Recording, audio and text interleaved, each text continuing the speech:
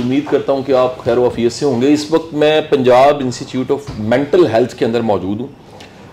जो मैं नाम इसका लेने लगा हूँ, मैं माजरत कर रहा हूँ, एथिकली ये नाम तो ठीक नहीं है, लेकिन क्योंकि लोग इसको इस नाम से जानते हैं तो मैं नाम लूँगा। इसको मेंटल हॉस्पिटल भी कहते हैं और उर्दू में यकीनन मेंटल हॉस्पिटल का आप तर्जमा कर लीजिए।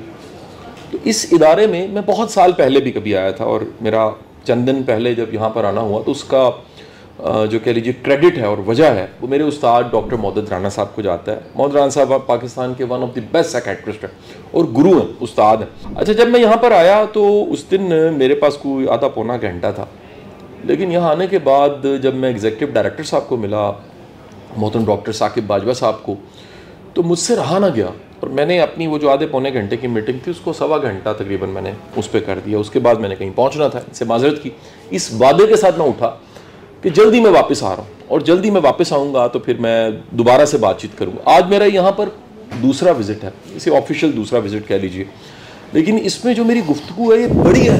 यानी आप समझ लीजिए कि इस गुफ्तगू से किसी की ज़िंदगियाँ बचा सकते हैं और किसी का घर बचा सकते हैं। क्योंकि मेरा मानना ये है कि जो मेडिकल चैलेंज है, किसी भी घर में शख्स को अगर कोई मेडिकल चैलेंज है, उसकी किडनी ख़राब है, लंग्स ख़राब है, लीवर काम नहीं कर रहा, उसका कह लीजिए कोई मस्कुलर प्रॉब्लम है, उसको कोई एलर्जी है, उसको कोई इन्फेक्शन हो गया है, उन सब के इलाज मुमकिन है और उस इलाज के बाद या उस इलाज के दौरान पूरा घर मुतासिर नहीं इतना होता अनटिल कि खुदा ना खास्ता वो हॉस्पिटल एडमिट ना हो जाए।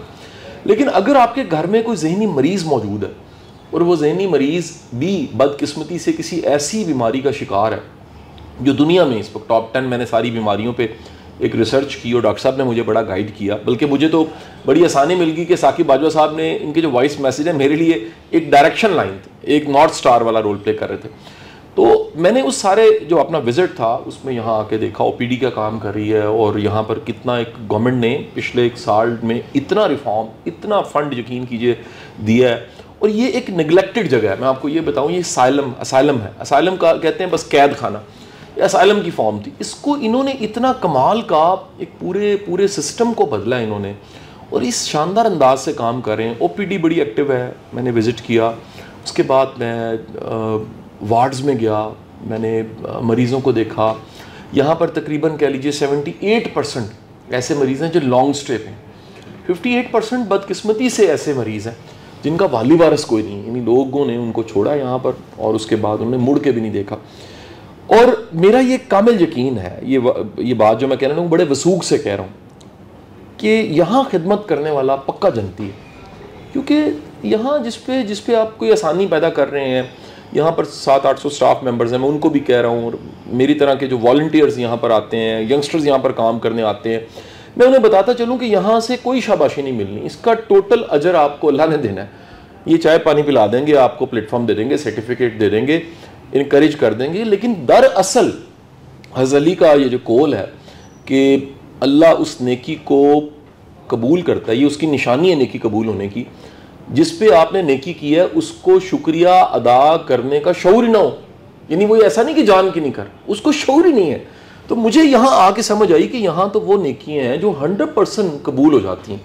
तो आज की जो मेरी गुफ्तगू बड़ी मुख्तसर सी गुफ्तगू है, मेरे बहुत मोहतरम मेरे भाइयों की तरह दोस्त डॉक्टर साकिब बाजवा साहब के साथ। बाजवा साहब, आपका बहुत बहुत शुक्रिया, आपने वक्त निकाला, मुझे टाइम दिया और हम यहाँ बैठे बात कर रहे हैं। मैं आपसे एक पहला सवाल पूछना चाहूँ, बड़े बुनियादी सवाल है, क्योंकि मेरी जो ऑडियंस है वो सीखती है मेरी गुफ्तगू से और प्रोग्राम से।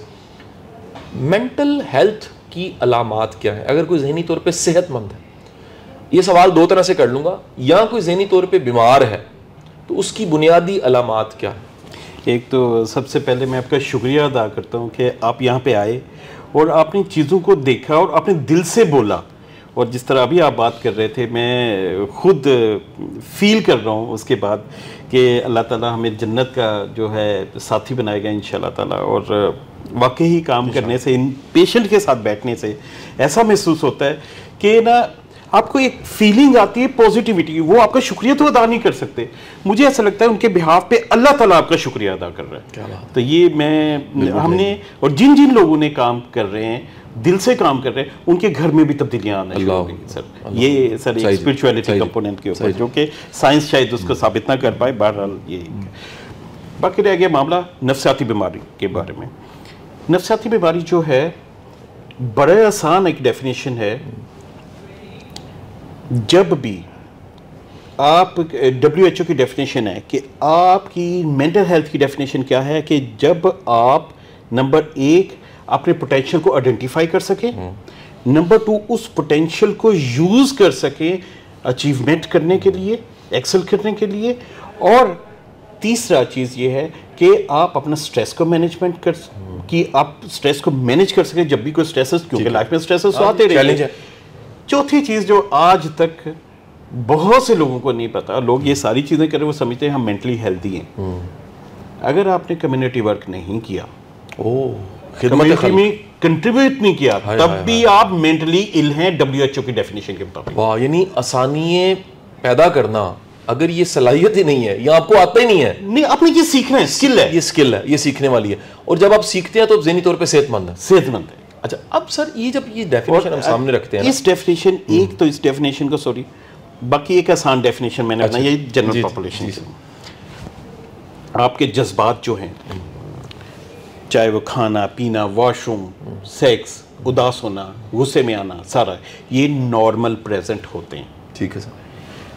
हम जब ये लंबे अरसे के लिए रहे, मतलब एंजाइटी है, जरूरी है सक्सेस के लिए, मोटिवेट होने के लिए जरूरी है, पॉजिटिव साइड, पॉजिटिव, लेकिन ये लंबे अरसे के लिए रहे, एक स्पेसिफिक टाइम पीरियड हमने डिफाइन किया हुआ है साइंटिस्ट ने। जी सर। और इससे आपका नंबर 1 आपके रिलेशनशिप खराब हो रहे हो, और नंबर 2 आपका काम खराब हो रहा हो, इट मीन्स कि आप बीमार हैं। बिल्कुल ठीक।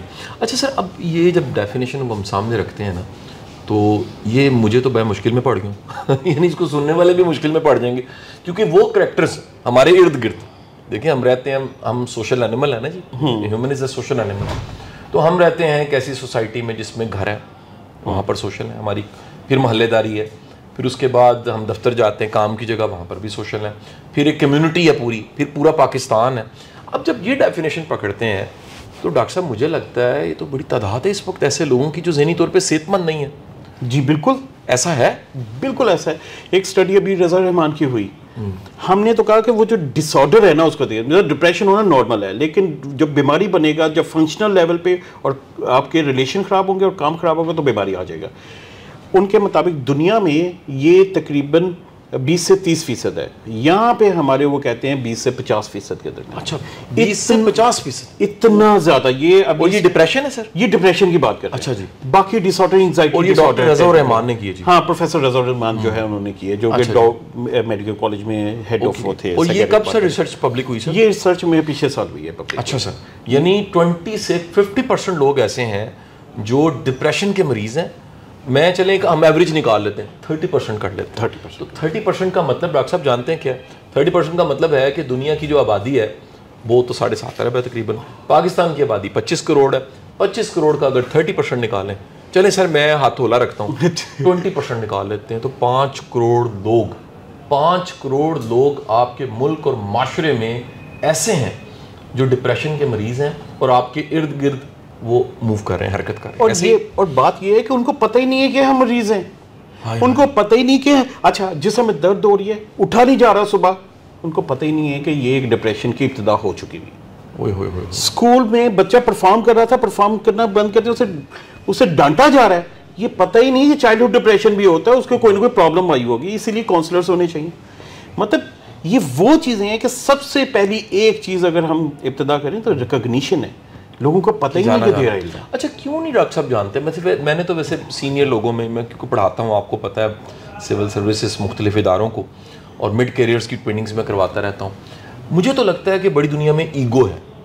ये मैं पढ़े लिखे लोगों की, ऑफिसर्स की और उनकी बात करूँ, ईगो है वो मानने को तैयार ही नहीं, डिनाइल स्टेट है, इनकारी हैं। वो कहते हैं कैसे हो सकता है, अगर मैं मुकाबले का इम्तिहान पास करता हूँ, अगर मैं जज बन सकता हूँ, अगर मैं आर्मी में जा सकता हूँ, अगर मैं कहीं भी अच्छी पोस्ट पर बैठ, अगर मैं कामयाब बिजनेसमैन बन गया, मैं कैसे ज़हनी मरीज हो सकता हूँ? एक ये फैक्टर है। और आपको लगता है कि टैबूज भी हैं, मतलब लोग ना वैसे ही बड़ा बुरा समझते हैं कि यार अच्छा मैं कोई इलाज के लिए, ज़हनी इलाज के लिए किसी के पास जा रहा हूँ। क्या फैक्टर्स हैं, लोग मानने को क्यों नहीं तैयार? सबसे आपने खुद ही मेंशन कर दिया, it's not ego, it's a stigma. सबसे पहले स्टिग्मा से भी पहले नॉलेज नहीं है। नॉलेज है ही नहीं कि ये एक छोटे लेवल पे इलनेस है। मतलब डायबिटीज़ है, उसमें यूरिन ज़्यादा आ रहा है, प्यास ज़्यादा लग रही है, पता ही नहीं है बंदे को कि मुझे डायबिटीज़ हो गई है, तो पहला है उनकी रिकॉग्निशन नहीं है। दूसरा कंपोनेंट स्टिग्मा, मैं पागलपन के इक्वल कर दिया ना, हर 400 साइकेट्रिक इलनेसेस हैं, हर चीज़ को पागलपन के इक्वल करती है। ठीक है भाई पागलपन तो मेरे ख्याल है 0.1% लोग होंगे जिनका 400 में से एक किस्म होगी, 400 में से एक किस्म है, वो भी 0.1% से भी लेस है। पागलपन को साइकोटिक कहते हैं सर? साइकोसिस नहीं, साइकोसिस से भी आगे एक खाऊं जिसमें एबनॉर्मल सर्किट होते हैं। साइकोसिस में फिर भी डोपामीन होता है, उसको जैसे ही वो बंदे हाई अचीवर होते हैं, वो जो मूवी थी ब्यूटीफुल माइंड, जॉन नैश ने नोबेल प्राइज लिया, ठीक है, उसको साइकोसिस था। अच्छा जी। साइकोसिस में सिर्फ डोपामीन में ये बंदे को लगता है मेरे खिलाफ है, उसको दवाई दी जाती है तो वो बेहतर हो जाता है, मैजिकली बेहतर होता है, ठीक हो गया सर। तो वो जो पागलपन है ना, वो चीज़ नहीं है, ये साइकेट्रिक इलनेसेस हैं, आती हैं और आपके डायबिटीज़ की तरह, ब्लड प्रेशर की तरह दवाई लेते हैं तो बेहतर हो जाती हैं। सही। अच्छा सर, एक ना मैं आपके साथ ये टर्म, ये कुरान पाक का एक बड़ा ही प्यारा वर्ड है, मतलब मुझे वर्ड इसलिए बड़ा प्यारा लगा, 39 टाइम ये इस्तेमाल हुआ, और ये जो वर्ड है ये बेसिकली जो है ना, ये हद से बढ़ने के लिए इस्तेमाल हुआ, और इस वर्ड का जो कह लीजिए है ना, अरबी में वर्ड वो तागा है, तागा 39 टाइम इस्तेमाल हुआ है, और 39 टाइम इस्तेमाल करके अल्लाह ने ये कहा है कि तागा ना करो। मतलब तागा बेसिकली ऐसे ही समझाने के लिए है कि दरिया जा रहा है, वो अपनी हदूद से बाहर निकल गया। कमाल बात है। ठीक है जी। आपको नहीं लगता कि हमारी सोसाइटी में हर कोई अपनी हद से बाहर निकला हुआ? अच्छे खासे लोग हैं, टिकटॉक का इतना जुनून है, अपने आप को दिखाने के लिए खपती हुए पड़े हैं। अच्छा, गुस्सा करना है ज़रूरत से ज़्यादा कर देंगे, 2 लोग बात करें ऐसे लगेगा एक बंदा 100 बंदों से बात कर रहा है, उसकी आवाज़ इतनी लाउड है। अच्छा, जोर जितना लगाना है उससे ज़्यादा जोर लगा रहे हैं, उतना कमाने की जरूरत नहीं जितना कमाई जा रहे हैं, हलकान हो रहे हैं। ठीक है जी। अच्छा, कोई सोशल होते होते इतना सोशल होगा घर खराब कर बैठेगा, कोई दीन के रास्ते पे चलेगा, कुछ भी करेगा, तबलीग करेगा, मिसाल वो तबलीग करते करते उसमें हद से बढ़ जाएगा और अपने बच्चे जहन्नुम में चले जाएंगे। ये तागा, आपको नहीं लगता कि ये सोसाइटी में एक एबनॉर्मेलिटी की शक्ल में, और मैं आपको बताता चलूँ कि अल्लाह के रसूल ने पनाह मांगी है, पनाह मांगी है। अल्लाह के रसूल की जो मुस्तनद दुआएं हैं उसमें दुआओं का मफहूम एक ये है कि अल्लाह के रसूल ने तगा से पनाह मांगी, या बारी ताला मुझे इसके हवाले ना करी, मेरे नफ्स की जो तगा की हालत है मुझे अपने हवाले करी, यानी मुझे तेरे पे भरोसा है। तो वो जो हदूद में रहना है, लिमिट्स में रहना है, वो कितना ज़रूरी है, और ये एबनॉर्मेलिटी सोसाइटी में आपको कितनी मिलती है? देखिए, आपने तो मेरे दिल की आवाज़ को छेड़ दिया, इस पर तो काफ़ी लंबी बात हो सकती है, लेकिन एक चीज़ इसको हम करते हैं, ये जो तागा का वर्ड मैंने आपसे सुना और मुझे लगा कि मेरे उन जज्बात को अल्फाज मिल गए हैं कि मैंने देखा है मेरे पास जो पेशेंट आते हैं, उनकी फैमिलीज़ आती हैं या जो लोग आते हैं, हर कोई हर चीज़ में एक्सेस में चला गया। पैसा है एक्सेस में, खाना है एक्सेस में, गुस्सा है एक्सेस में, अच्छा नहीं मिलना वो भी एक्सेस में, ये सोशल होना है वो भी एक्सेस में, नहीं मिलना जी, ठीक है, सोशल होना तो बहुत ज़्यादा, मॉडरेशन ख़त्म हो गई। हाय हाय। हमारी साइकेट्रिक इलनेसेस में किसी भी जज्बात का बहुत ज्यादा हो जाना या बहुत जीरो हो जाना, दोनों बीमारियां दरमियान में होना चाहिए। The middle is the best. वाह क्या बात है। तो ये मिडल में रहने की जो स्ट्रेटेजीज हैं वो हमें सीखने की जरूरत है, और तागा एक ही जगह पे करने की जरूरत है। हाँ। कि मिडल में कैसे रहना है। वाह वाह वाह, बड़ा ज़बरदस्त आपने बात की है। अच्छा, क्योंकि डॉक्टर साहब के साथ ना जी मेरी बेशुमार दफ़ा मुलाकातें अब होनी है, कुछ हम ऐसे खैर के काम कर रहे हैं, अल्लाह के लिए कर रहे हैं, यकीन कीजिए, उसमें कोई ज़ाती लालच नहीं है। मैं इनको जिस तरह जानता हूँ, एक बड़े पैशन वाले इंसान है, और इस इदारे को एक सही मानों में एक रिफॉर्मर एग्जीक्यूटिव डायरेक्टर मिला, और मैं अप्रिशिएट करूँगा पंजाब गवर्नमेंट को। पिछले साल में जितना काम पंजाब गवर्नमेंट ने किया है, फ़ंड रिलीज़ किए हैं, देखें यहाँ पर कोई आने को तैयार नहीं होता था, और यहाँ पर कितने रिफॉर्म के काम हुए हैं। मैं ओपीडी देखी है, वो एक मॉडर्न ओपीडी है। तो डॉक्टर साहब, मैं आपका शुक्रिया अदा करता हूँ इस जुमले के साथ, इस बात के साथ कि इमाम गज़ाली ने फरमाया था कि जो नॉर्मल है वो पेंडुलम की तरह, इधर भी जाएगा इधर भी जाएगा लेकिन वापस आ जाएगा। तो हमें कहीं भी जाना है लेकिन वापस आ जाना है, नॉर्मल हालत में आ जाना है। डॉक्टर साहब आपका बहुत शुक्रिया। बहुत जल्दी दोबारा मैं डॉक्टर साहब एक नए मौजू के साथ, जो कि नफ्सियात के हवाले से है, डिसऑर्डर्स के हवाले से, उस पर बातचीत करेंगे। और हमने अभी ये भी बातचीत करनी है कि इनके पास ज़्यादा मरीज़ कौन से आते हैं, मियाँ हॉस्पिटल ज़्यादा मरीज़ कौन से जाते हैं, सर्विसेज में कौन से जाते हैं, और क्या वजह है कि यहाँ पर जो मरीज़ आते हैं असल में वो जो बाकी सारे नफ्सियाती मरीज़ हैं वो भी यहाँ आने चाहिए, और यहाँ पर कई ऐसे हैं जो न्यूरोलॉजी के मरीज़ हैं, उनको कहीं और जाना चाहिए था, वो यहाँ आने लग पड़ते हैं। सारी डिस्कशन पड़ी हुई है, अधूरी बातचीत को यहीं पर ही छोड़ते हैं, पॉज करते हैं और दोबारा इंशाल्लाह मुलाकात होगी। बहुत शुक्रिया, अल्लाह हाफ़िज़।